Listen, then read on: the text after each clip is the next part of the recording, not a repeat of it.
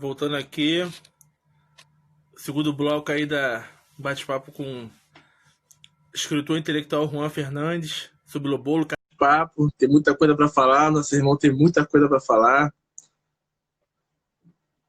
Importantíssimo esse tema. A ver se vai aparecer. Opa, apareceu aí, irmão, agora.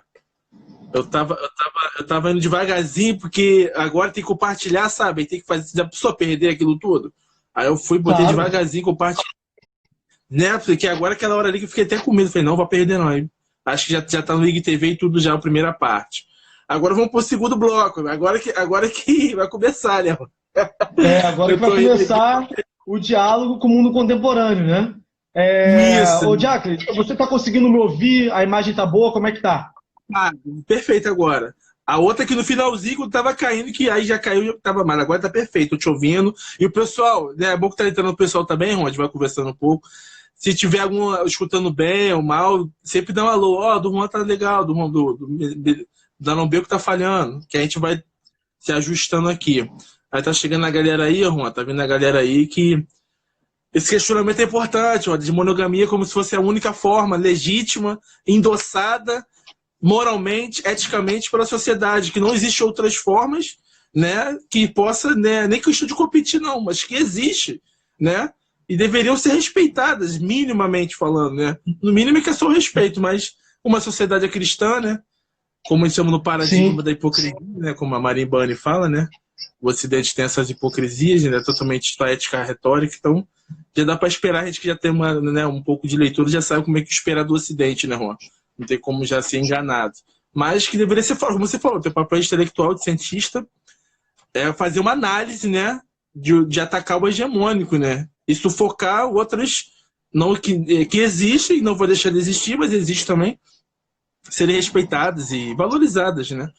Que a monogamia está aí como se fosse a única forma, né? E se contar, se for pela lei também, até, né, Juan? Que segundo a lei, juridicamente, que se o cara tiver uma segunda pessoa, uma amante, enfim, não vou lhe dar a coisa, não. Vou esperar você para você fazer a leitura e continuar. Aqui, você como professor historiador, aqui, Juan, a pergunta. Acha que o capitalismo seria um dos fatores para a perpetuação da visão monogâmica na sociedade ocidental? A Ellen Cortes. O que tu acha aí, Juan? Ótima pergunta, Ellen. Então, Jacques, vou voltar em você e vou na Ellen e depois vou dar continuidade. Fique à vontade, meu querido. É porque geralmente, o que acontece? Geralmente as pessoas trabalham com a noção de monogamia como algo natural, como algo espontâneo. Então, por isso que eu falei que o movimento, que é interessante nós fazermos antes de se aprofundar nesse estudo, é se perguntar quando que eu aprendi a ser monogâmico. Essa é a primeira etapa. Porque quando você faz esse movimento, você compreende que, na realidade, é um movimento de entender a monogamia e o próprio amor, né, como algo estratégico, como algo político, como algo cultural, que não é algo produzido socialmente, e não é algo que brota do interior do indivíduo. Então, a gente acaba também desromantizando. Então, o que acontece? Eu, enquanto estudioso dessas questões, né, enquanto um sociólogo, eu observo as consequências da monogamia no meio social e como as pessoas, os indivíduos, compreendem essa monogamia. E, nesse sentido, a gente acaba se deparando com uma moral muito comum, uma moral, digamos assim, nacionalmente compartilhada, sobretudo pelos vieses jurídicos. Então, o que acontece? Eu sempre gosto de anunciar que, assim, cara, eu não estou aqui para falar qual é boa ou qual é pior.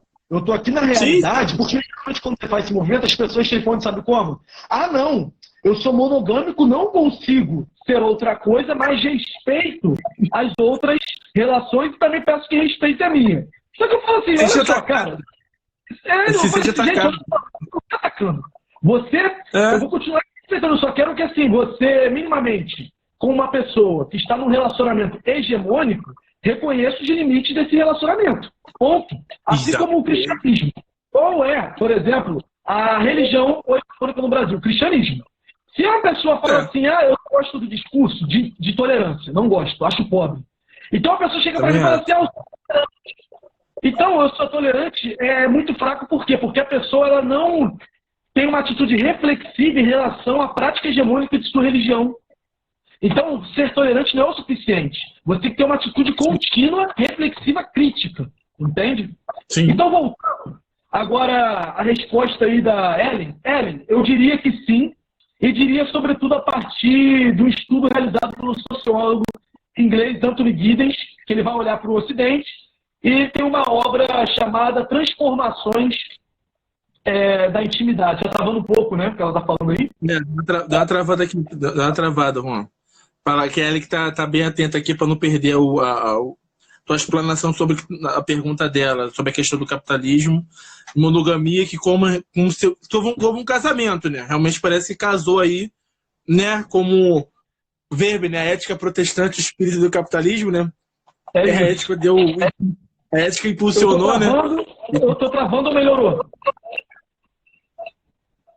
Tá, só tá um pouco travado, que é... Cadê? Peraí. Você tá me ouvindo bem, né, Juan? Tá me ouvindo bem, tá de boa, né, pessoal? Pessoal, se der, avisa aí, ó, o que tá do Juan, o meu que tá travando, o que tá falando bem. Deu uma travada agora travou.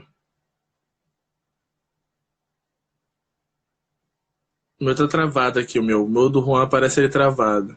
Voltei. Assim, Voltou agora. Melhorou? Aí, meu querido, Melhorou? Melhorou, agora tô te ouvindo perfeitamente, vendo e ouvindo perfeitamente. Beleza, então vamos lá. O que acontece, Ellen? Tem um livro de um autor, né, um sociólogo inglês Anthony Giddens, que é As Transformações da Intimidade, onde o Giddens ele vai fazer um movimento de interpretar como que as relações sexuais, as relações afetivas, né, amorosas, elas foram sendo modificadas ao longo da história ocidental. E aí uma das premissas que ele levanta é que antes do capitalismo, nós não tínhamos essa ideia de casar por amor. Obviamente, a partir do século XVIII especificamente, que ele vai pontuar, essa perspectiva se transforma. E o que acontece? Se transforma sobretudo por conta do critério fundamental para a constituição da família burguesa, que é o individualismo. O individualismo e a fragmentação, a nuclearização da família, ela é essencial para a constituição da família burguesa. Ou seja, outras formas de familiar, né, de família, de organização que não seja monogâmica, / judaico-cristã, ela interfere diretamente na lógica do próprio desenvolvimento do capitalismo. Veja bem, o capitalismo, para se desenvolver enquanto sistema econômico, ele precisa vender a ideia de família muito bem estruturada. Uma ideia onde você tenha um homem, uma mulher, 2 filhos e um cachorro. Porque isso contempla profundamente a maneira que nós consumimos as coisas. Então, a maneira que a gente consome não só os filmes, as novelas e tantos outros mitos formados pelo amor ideal, que é, sobretudo, pautado a partir da lógica de Romeu e Julieta, né, que eu gosto muito de trazer como mito ocidental, é que o amor eterno, né, a possibilidade de amor de alma gêmea, na realidade está, sobretudo, determinado por essa lógica econômica. Então, o Giddens, quando ele vai fazer essa análise, né, digamos, estrutural da sociedade ocidental em relação às transformações na intimidade, ele fala que a família nuclear burguesa e o seu modo, né, operante, que é o próprio individualismo, ela quebra e entra em conflito inteiramente com outras formas de organização social, como, por exemplo, acontece na Nigéria, né, quando o Fela Kuti ele vai destacar o imperialismo inglês chega na Nigéria, e uma das primeiras questionamentos que esse imperialismo vai fazer é a maneira pela qual o Fela constitui a família dele, que é o quê? Poligâmico. Então, a poligamia ela é o primeiro ou o princípio básico que deve ser desestruturado, uma vez que parte de uma perspectiva onde todos compartilham com todos. Enquanto a família nuclear burguesa é baseada principalmente no consumo e também nos interesses privados. Entendeu então, aí, dando continuidade, espero ter respondido. Sim. E a gente... Só complementar, a gente compra essa ideia de família ideal burguesa, né, Juan? De melhor morar, né? Também que não que seja ruim, mas de melhor local da cidade, né? Da cidade, ter uma família, né? Um cachorro de raça, entendeu? Uma varanda, todo o ideal já está totalmente armado e a gente só vai seguindo achando que tá escolhendo, né? A gente vai só seguindo assim esse padrão. É o padrão que a gente achando que está sendo escolhendo todinho. Nada, já escolheram por você, a sociedade já escolheu, você só endossou e comprou, né? Perfeito. Que você brilhantemente explanou aqui, meu querido. Pode continuar aí, só uma observação. E é isso, a gente tem que, na realidade, desestruturar essa ideia de relacionamento e amor como algo espontâneo. Por quê? Como eu compreendo essas relações, na realidade, afetivas, como construções, digamos assim, como perspectivas associadas a uma questão histórica e também política, eu compreendo que a verdade é que as estruturas sociais ocidentais atribuíram histórica e culturalmente uma valoração aumentada às estruturas de relação afetivos amorosas pautadas em termos monogâmicos, que partem de um princípio de eternidade. Ou seja, quando nós realizamos uma análise histórica, é possível perceber as origens culturais dessas crenças e dessas imposições morais, que se situam principalmente no Ocidente. Então, os valores pautados em aumento de riqueza, preservação e ampliação de patrimônio, poder e organização social, nutriram o que vejo a ser um mito do amor romântico no Ocidente, imbuindo culturalmente os preceitos de exclusividade e fidelidade aos relacionamentos desde então. Então, é somente a partir do século XVIII que a gente pode observar a emergência do que o Giddens, por exemplo, vai chamar de amor romântico. Por quê? O amor romântico, na verdade, é um complexo de ideias associadas, né, que pela primeira vez no século XVIII vincula amor com liberdade. Ambos são considerados como estados normativamente desejáveis. Então, o que acontece? Compartilha-se aí uma ligação cósmica entre os amantes e que, a partir da norma da institucionalização, a amorosidade assume seu lugar de pureza. E ela é também pensada como ausência de pecaminosidade. Então, você compartilha da monogamia para você não pecar, uma vez que esse é o princípio, a virtude básica. Então, todas as outras práticas são submetidas ao amor entre o homem e a mulher, e que não estejam submetidas a um laço matrimonial do casamento cristão. Então, as outras formas de se relacionar são postas como pervertidas, né, de sexualidade, e por isso elas são banidas, né, mas não eliminadas do contexto da vida humana. Então, um dos pontos principais dos relacionamentos monogâmicos contemporâneos é a exclusividade sexual vivida pelos parceiros. Por isso, essa forma de relacionamento ela se baseia profundamente nos ideais de amor romântico, em que há uma pureza no relacionamento e na crença de que os envolvidos encontraram ou encontram sua alma gêmea. E por esse motivo, essa alma gêmea estaria vinculada ao amor de forma exclusiva e eterna. Então, né, e é isso. Então, me pergunto o seguinte, até que ponto uma relação monogâmica ela é verdadeiramente monogâmica? Porque, por exemplo, os estudos recentes nos campos da sociologia e da psicologia demonstraram, né, que muitas das relações monogâmicas elas são apenas em nome, uma vez que as traições e as relações extraconjugais permeiam muito desses relacionamentos, se tornando tabus e também segredos que aparecem de maneira subliminar nessas relações. Então, as altas taxas de infidelidade no casamento ressaltam esse aspecto. Então, pautadas no amor romântico e nas imposições de exclusividade das sociedades ocidentais, as relações amorosas monogâmicas apresentam um discurso de exclusividade mutuamente consentido, ou seja, sendo pautados por aspectos de possessividade, renúncia e lutas por poder. Então, essa exigência da exclusividade, ela não tem nada a ver com a dedicação ao amor, ou até mesmo ao desejo genuíno de uma pessoa.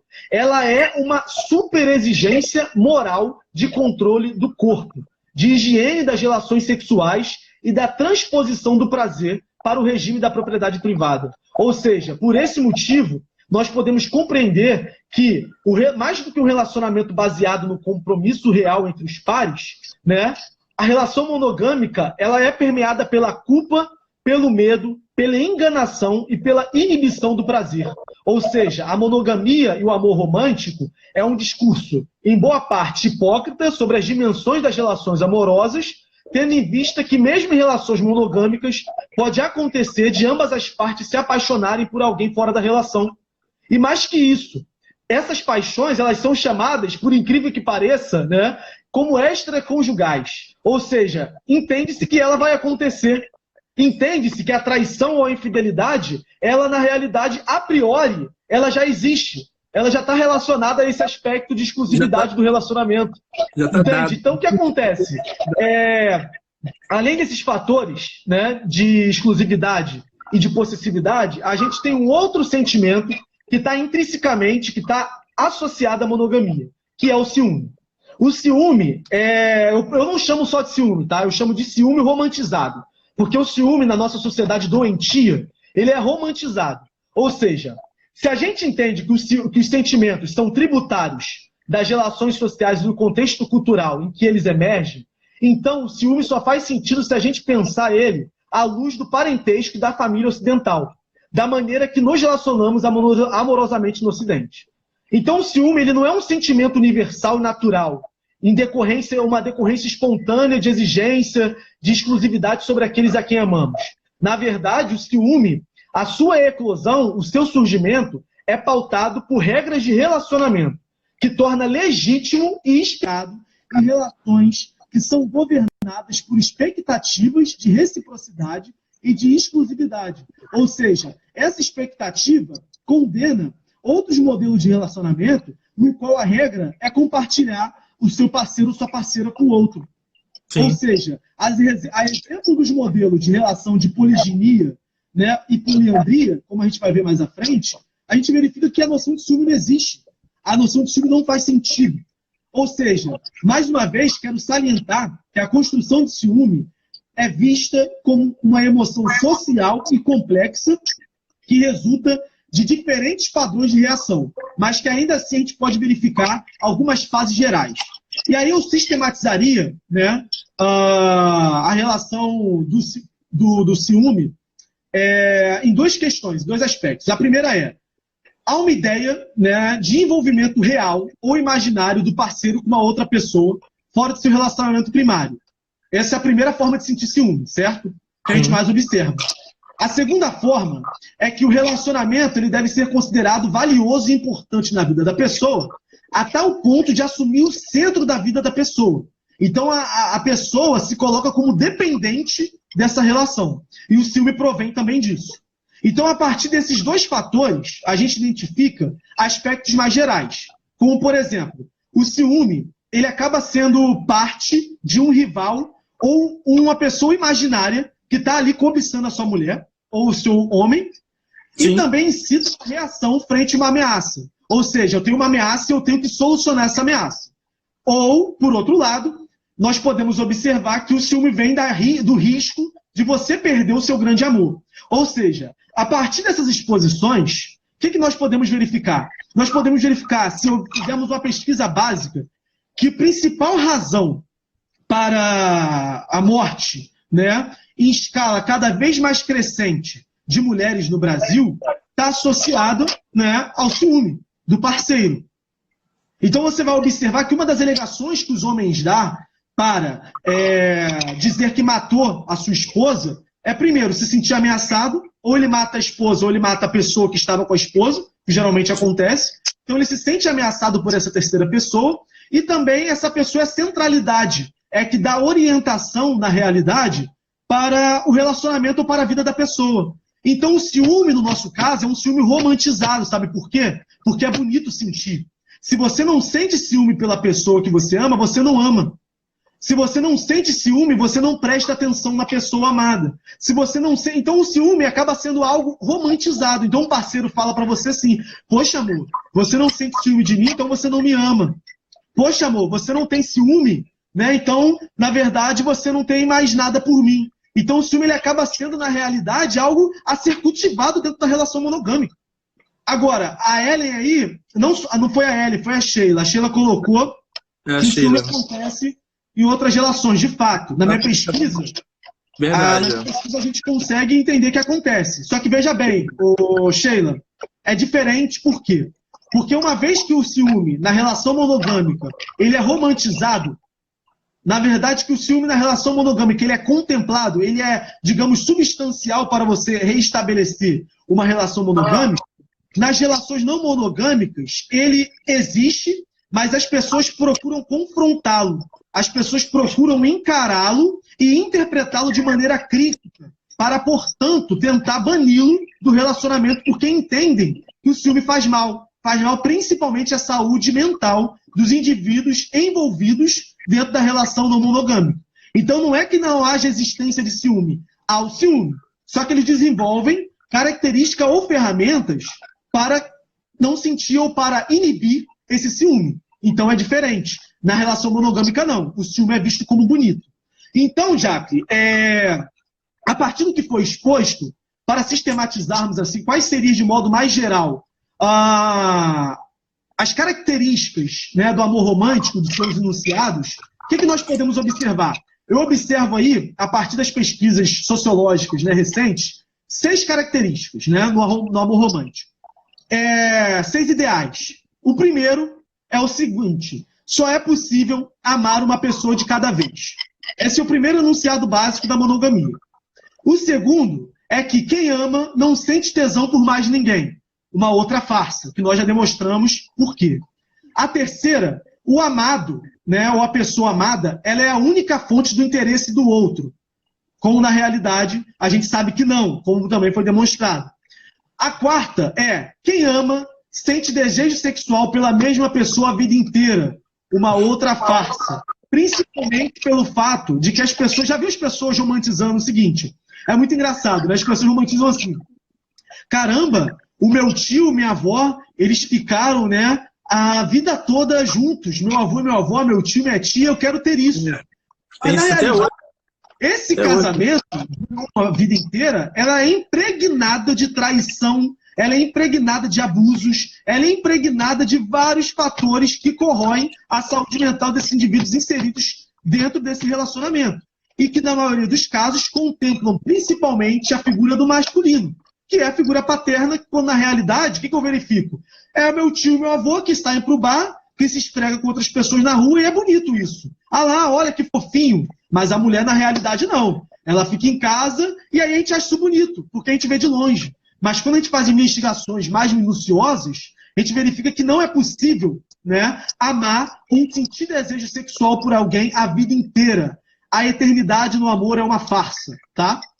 Outro fator, o quinto, qualquer atividade, né, só tem graça com a pessoa amada se ela estiver presente. Isso é uma outra farsa, né, que a monogamia cria. Por quê? O que é comum?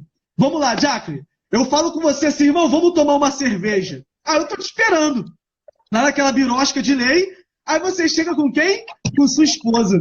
Eu falo assim, porra, o encontro era para mim, né, com o meu amigo, o encontro era para ser entre nós, você traz sua esposa por quê?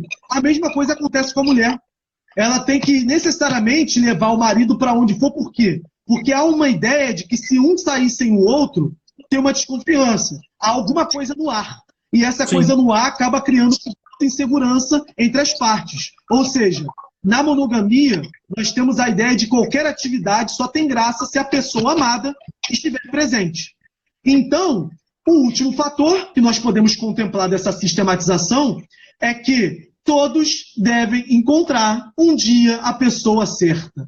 Aí a gente coloca o quê? O amor numa condição mágica, numa condição extraordinária.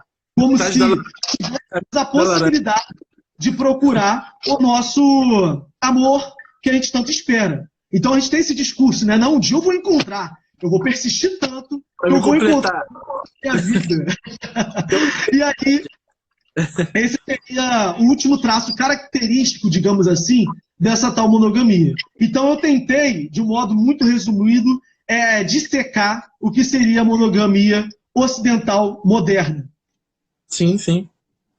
Sim, sim. E tu falou essa questão dos mais velhos, durarem 50 anos, 40 anos. E dentro dessas gerações, não só traições, não, tem. E às vezes até endossados. Como eu falei, a gente vive muitas vezes numa monogamia hipócrita, né, Juan? Que às vezes já tem várias experiências de pessoas, já, de vizinhos e tal, e o cara é casado há 50 anos, mas tem 3 filhos fora do casamento, pô. E a mulher às vezes sabe, assim, entendeu? Não problematiza a tal ponto de, sabe, assim, fica uma coisa meio suspensa no ar, aquela monogamia, mas 50 anos casado, teve 3 filhos fora do casamento. E 6 com a pessoa e 3 por fora. E continuaram juntos. Assim, é uma parada muito louca, assim, que monogamia é meio fascinante, né? Monogamia é meio... Mas trazendo para o contemporâneo, Juan. Né? Monogamia, poligamia, como é que você vê, como é que tá o seu projeto, essa pesquisa, como é que você está abordando isso? A questão da poligamia, poligenia, né? Poliandria, que tem que saber destacar. E tem o poliamor também, que eu acho que é uma outra coisa também, né, Juan? O poliamor já é uma coisa mais acidental ainda, né?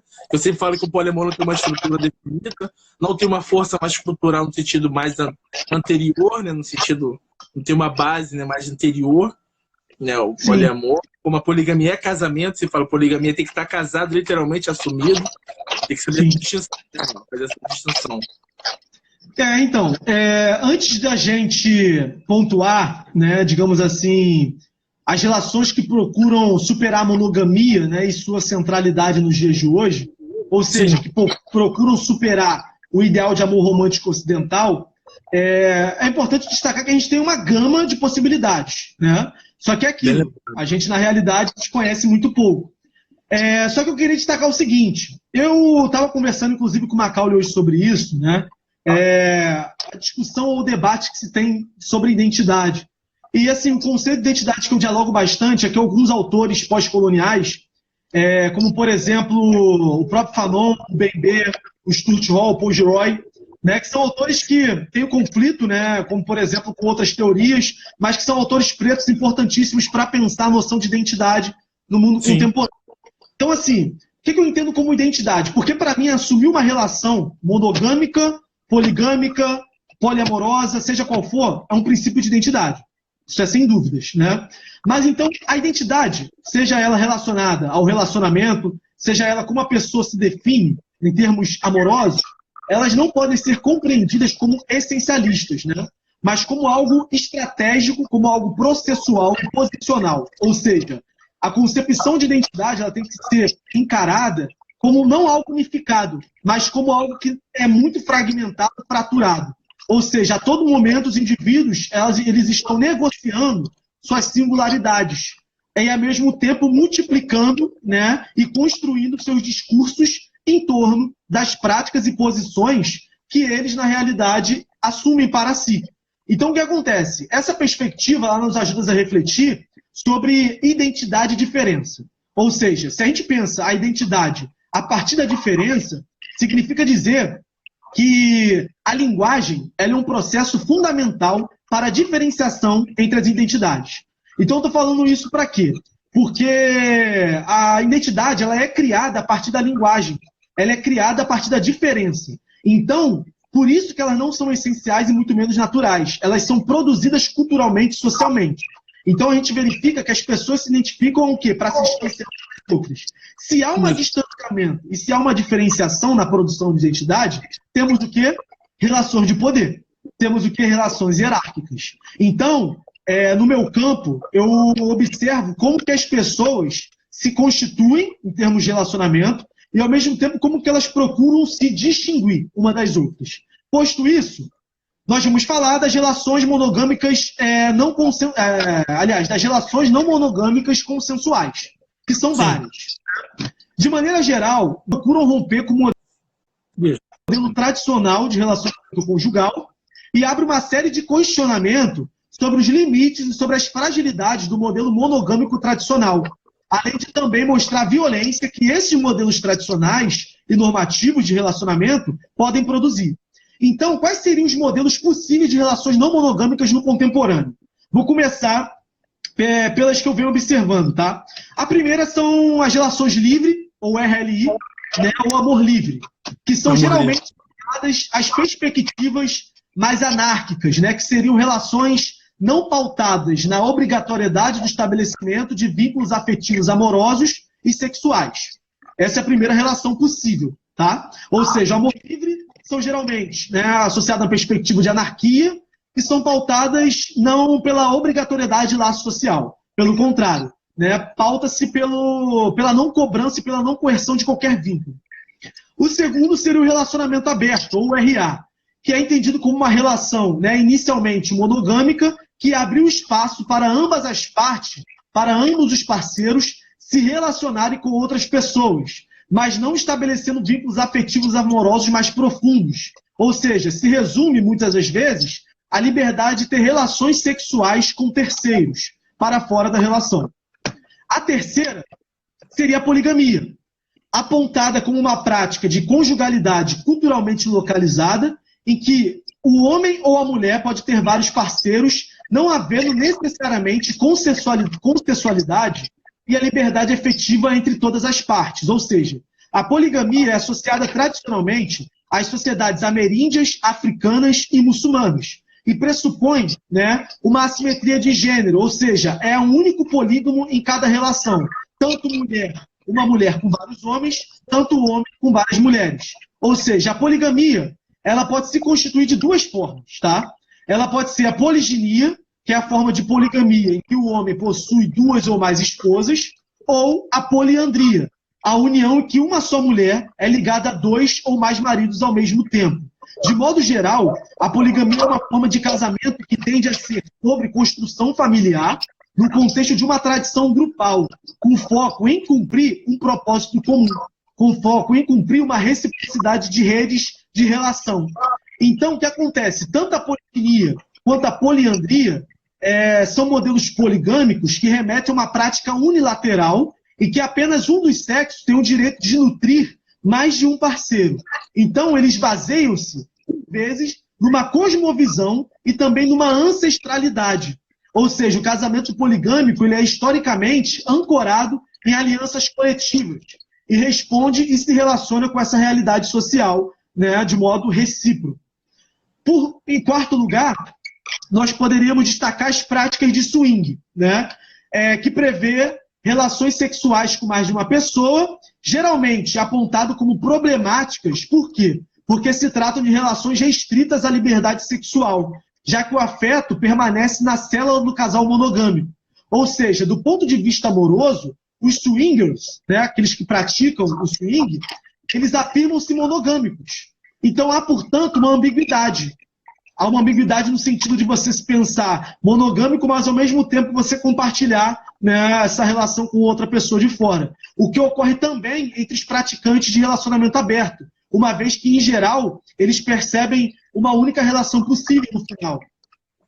Em quinto lugar, nós podemos destacar o poliamor, né? O poliamor ele seria uma modalidade de relacionamento que permite a não exclusividade sexual, né, entre os parceiros. Ou seja, o poliamor ele é pensado como sendo a prática de um relacionamento íntimo e sexual simultâneo com mais de uma pessoa, com a concessão e conhecimento de todos os envolvidos. Sendo assim, os adeptos desta modalidade consideram possível amar mais de uma pessoa ao mesmo tempo. Então, nós podemos verificar, dentro da situação poliamorosa, 5, 10 pessoas, né, uma família poliamorosa, onde todos criam uma rede e se amam ao mesmo tempo, se relacionam sexualmente ao mesmo tempo.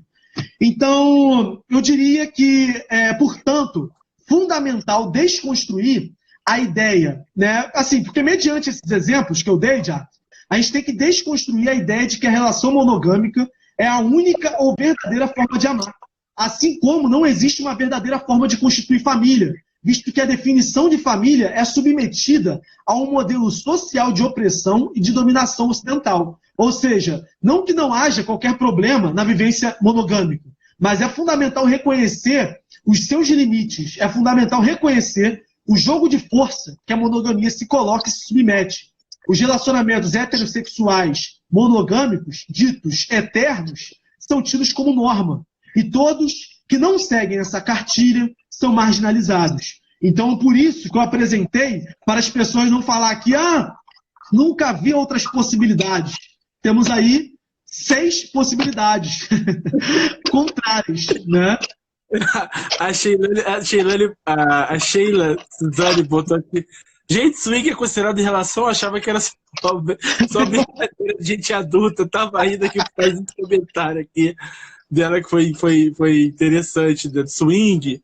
Aí tu vê, né, a gama de possibilidades, né, das sociedades que nós temos, né, Juan? Uma gama infinita de possibilidades. Poliamor, amor livre, amor aberto, semi-aberto, fechado, swing, cookie hold. Gente, tem uma parafernália de vários tipos de relacionamento, né? Tem uns que tem uma força mais cultural, ancestral, né? E até espiritual, alicerçado já lá atrás, a poligamia, né? Tem esses embasamentos, tem lusitanos, ou seja, tem uma bagagem, tem uma força muito maior, né, de que os outros que vieram depois, mas não para deslegitimar, só para pontuar. E tem a monogamia. Peraí que travou aqui agora. Caramba, travou do Juan aqui. Escutou, Juan? Travou aqui um pouco. Volta para mim de novo.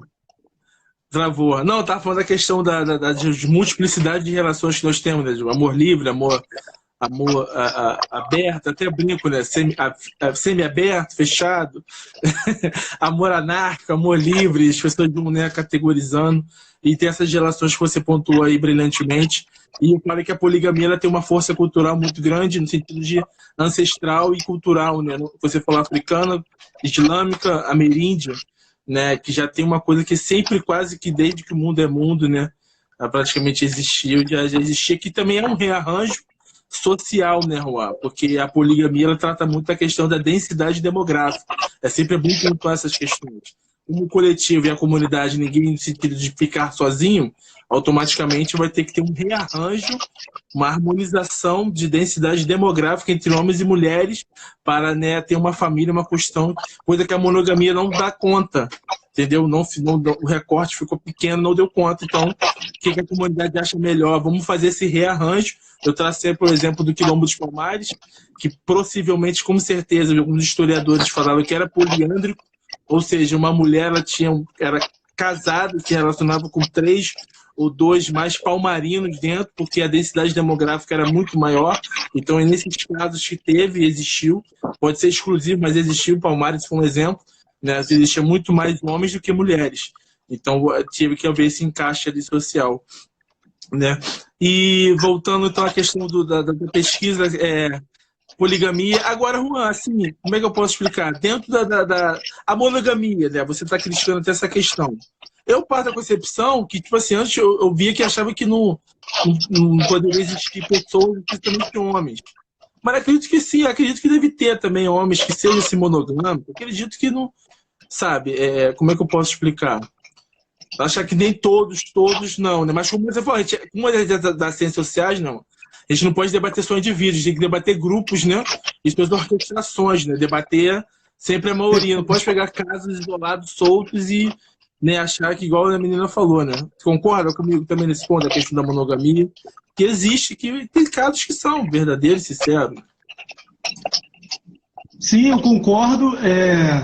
Acho que, como eu falei, né, a questão é que não é se é o melhor ou o pior, né? Não é se vai dar certo ou errado. A gente não tem como prever. Mas as características demonstradas ao longo da história, com pesquisas, sobretudo pesquisas com psicólogos nos Estados Unidos, por exemplo, tem uma pesquisa que eu gosto bastante e que eu posso até disponibilizar as referências depois, é que uma psicóloga norte-americana, ela tentou compreender a partir de um dado macro, né, digamos, estrutural, que era o número de divórcio, o aumento de divórcio nos Estados Unidos entre o ano de 2015 a 2019. E aí você verifica que o aumento foi exponencial, assim, mais de 130%, se não me engano. E aí ela tenta verificar, a partir desse dado, como que se dá nas relações microsociais. Daí ela vai pegar os casais, né, que ela, na realidade, tinha contato na sua terapia. E ela vai realizar uma pesquisa com esses casais. Ela pega 50 casais.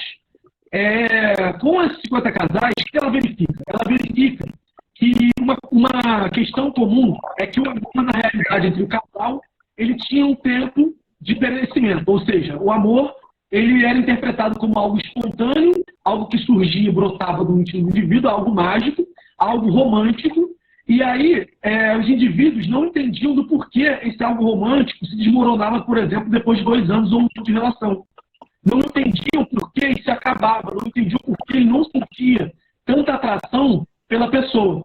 E a maior frustração dos casais era essa, não entender do porquê a atração acabava. E o que é a atração acabar? É, mais ou menos, você ficar indiferente ao seu parceiro ao ponto de você começar a olhar outras pessoas. Então, ela constata o seguinte, ela constata que essa confusão na mente dessas pessoas traz, no primeiro momento, insegurança, né, no segundo momento, insatisfação, e eles não conseguem procurar, né, por conta disso, alternativas para solucionar impasses dessa relação. Então, qual é a melhor medida? A medida mais efetiva? O divórcio. Então, tá travando um pouco. Tá dando uma travada aqui agora. Deu uma travada aqui, meu querido. Calma aí. Deu uma travada? Deu e tá lento assim, tá mais tá lento, tá embaçando, entendeu? Não tô conseguindo te ver direito não, e a voz tá falhando. Agora travou de novo. Deu uma travada aqui.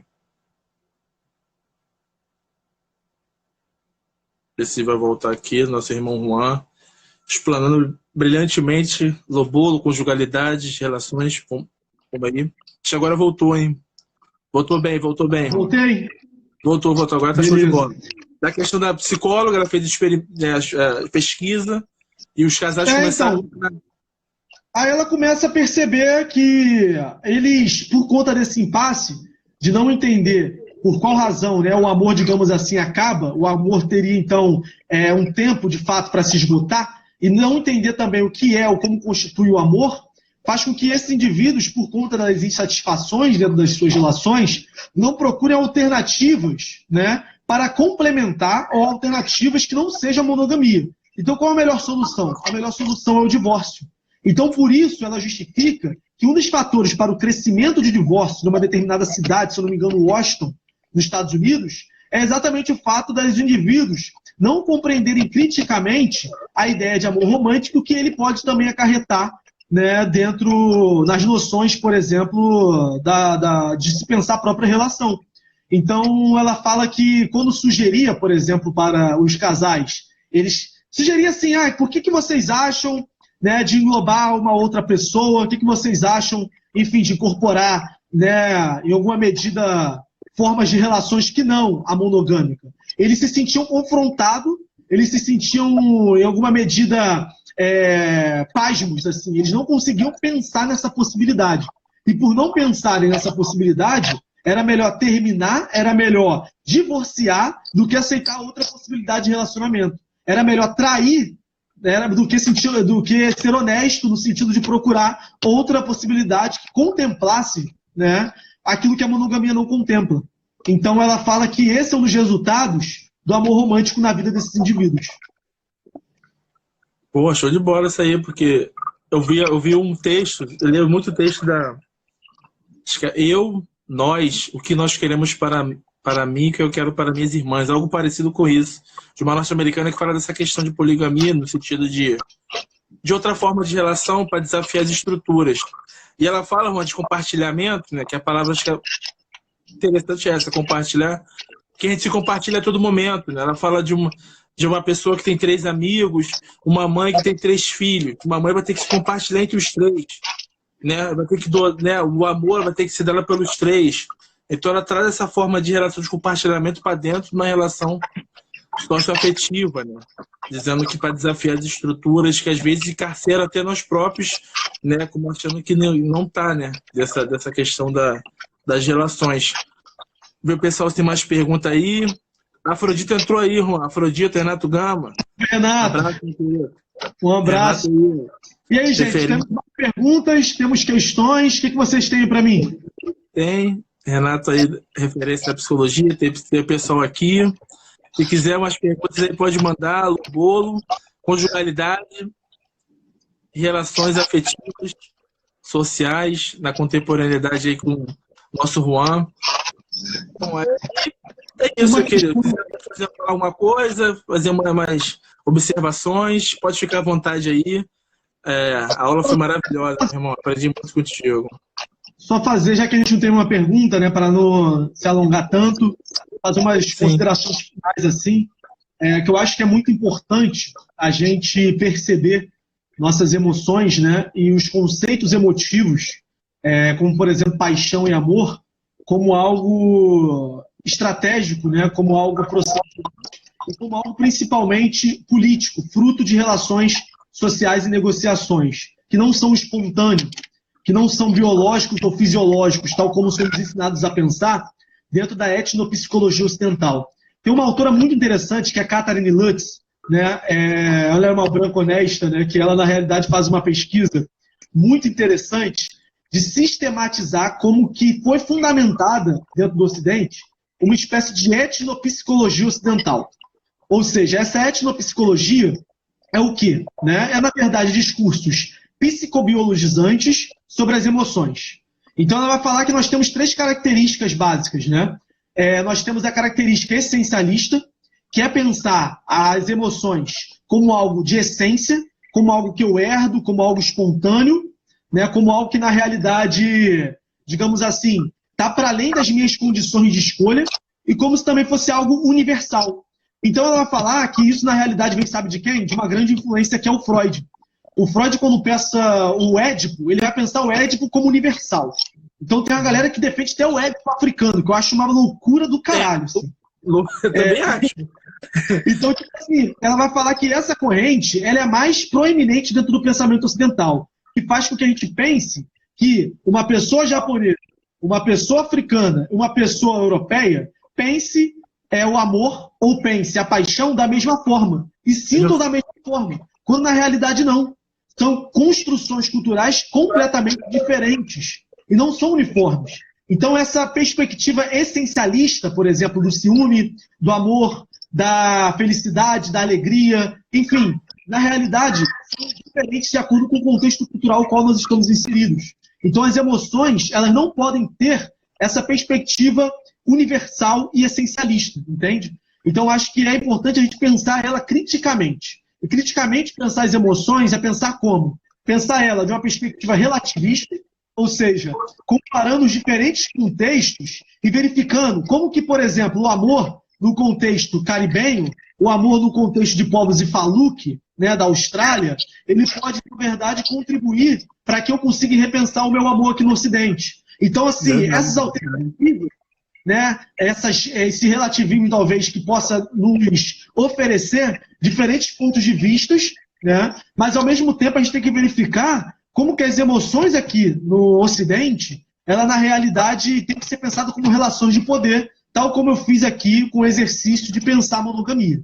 Então, a monogamia ela não pode ser pensada como algo espontâneo, como uma vontade, como algo que surge do nada. Na realidade, nós incorporamos a monogamia na infância e essa incorporação, nós fazemos o quê? Quando a gente incorpora uma emoção, Jack, como a gente incorpora, por exemplo, o ciúme, o amor, nós simplesmente incorporamos ele na infância a partir da sociabilidade primária. O que é a sociabilidade primária? A sociabilidade primária é a influência que nós temos da família e das instituições, como, por exemplo, a escola ou a igreja.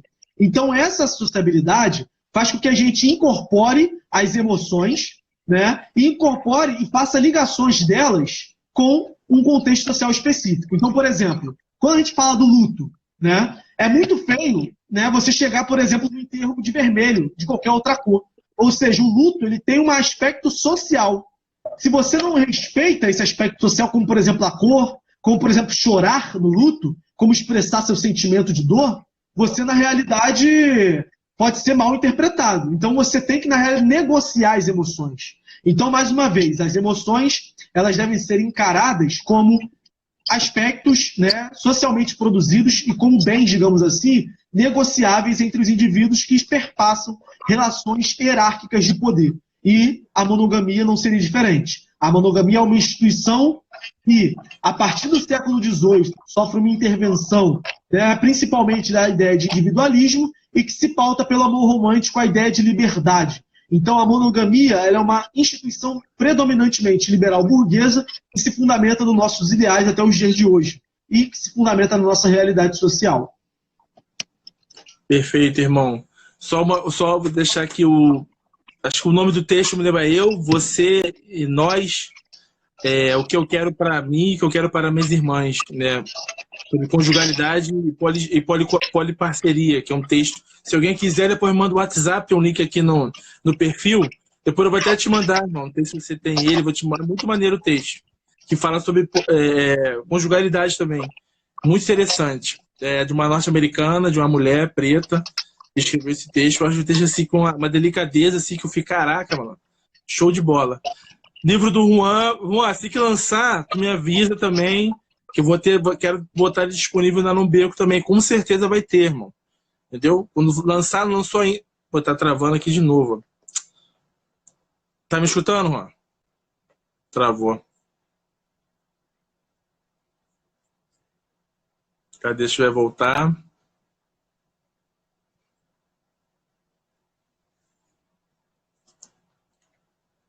Poxa.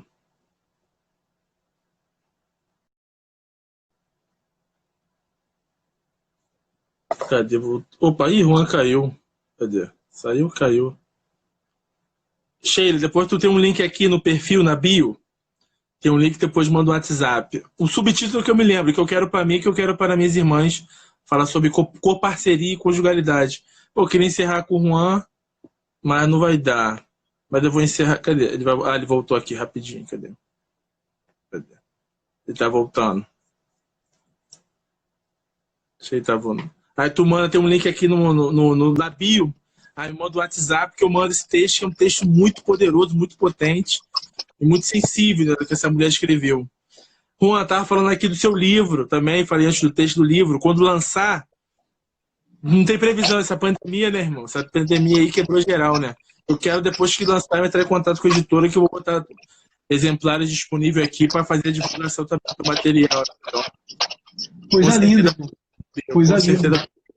Não, com certeza vai ter que ter aqui na Nobê, que é uma aula, né? Não só de uma aula, uma pesquisa, né? Todo, né, o seu empenho de outras abordagens, outras formas de relação nossa, né, irmão? É africana, diaspórica, mas é nossa, dos nossos ancestrais, e que tem que ser divulgado, tem que ser falado e valorizado acima de tudo, que existe, né? Porque a gente não está vendo, mas ele existe. Agradeço mais uma vez, irmão, a colaboração, né, a presteza de você estar aqui explanando, dando essa aula maravilhosa, aprendi bastante. O pessoal acredito também que viu. Vai ficar no IGTV aqui. E em breve, ou amanhã, depois eu vou passar no canal do YouTube, assim que eu lançar o Timão também, que eu vou postar lá no canal, e daqui vai rodar geral. E é isso, irmão. Muito obrigado, muito obrigado. Valeu, muita gratidão. Quero agradecer mais uma vez a oportunidade, agradecer aí, né, os irmãos e as irmãs presentes. Obrigado aí pelas perguntas, pelas questões. Foi ótimo compartilhar conhecimento com vocês. Sigam lá no Instagram para maiores informações, né? E também, enfim, para compartilharmos conhecimentos e aprendermos uns com os outros. Um abraço, irmão. Fé para nós. Exatamente. É isso, meu querido. Valeu. Tamo junto. Valeu. A Alessandra aí, né? Nossa irmã firme. Valeu, Ju. Susan, Lia. Mulheres de fantásticas. Renato, né? Gama, Afrodito, Juliana Queiroz, Afrodito tá aqui, Cristiane Paixão, cheira geral aí. Ó, Juan é um dos quadros da militância aqui, ó. Juan Fernandes, grava esse nome, Juan Fernandes, um dos quadros da intelectualidade preta, hein? O irmão tá com a produção já, tá crescendo no arcabouço. É sério, é sério. Pensa que não, mas tô te acompanhando. A produção tá enriquecendo, tá com o arcabouço já grande, não só de produção, mas vai ser um dos quadros já muito fortes, já amadurecendo a nossa intelectualidade preta aí. E a afroperspectividade, né, irmão? Principal, a gente precisa mais disso.